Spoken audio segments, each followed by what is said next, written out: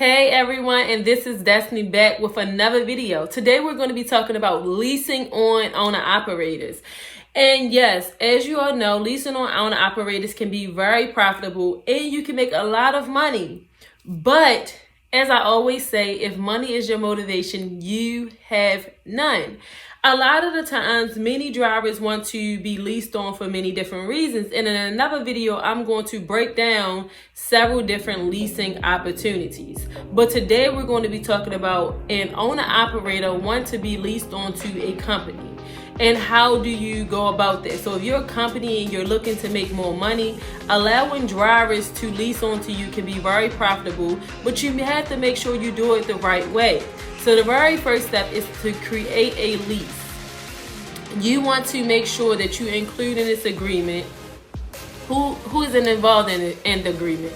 You want to make sure you list that company. You want to list everybody that owns that company, because sometimes it can be more than one person that owns the company. You want to list both of them or all of them or just one person. You want to make sure that you include how long this agreement is going to last for. You want to make sure that you include how to terminate this agreement. What if the driver do XYZ, will that terminate the agreement? You want to make sure that you're including all those different things in it. You want to also include what type of equipment is going to be used. Do they have a drive-in? Do they have a reefer? What kind of, do they have a semi-truck?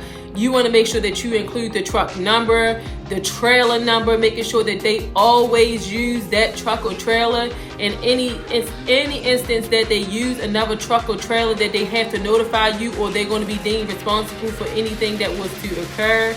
You want to make sure that you include all those things in it, because you have to make sure you're protecting yourself. It's easy to make money, but you have to make sure you're making money the right way.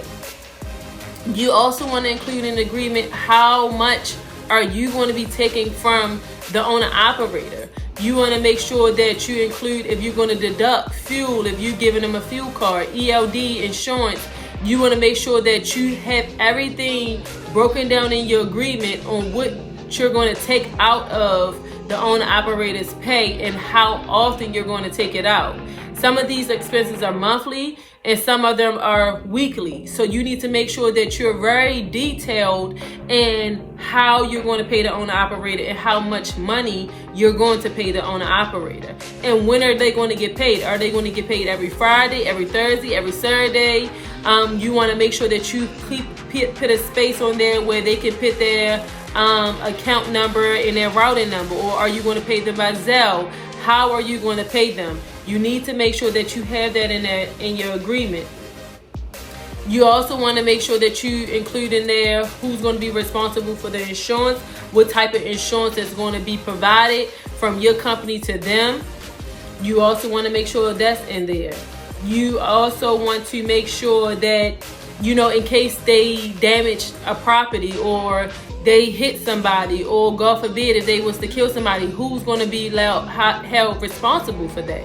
This is very, very serious. You need to make sure that your agreement has everything in it to make sure that if something was to happen, it will protect you and they will have all the responsibility on them.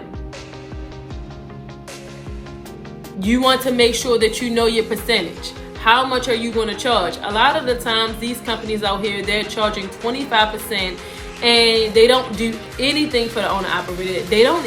They pretty much, sometimes they have dedicated lanes, and I guess you do have to pay for that.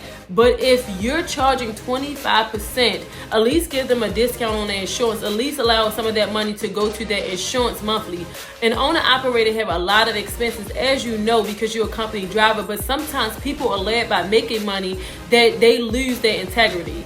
And I hope that won't be you.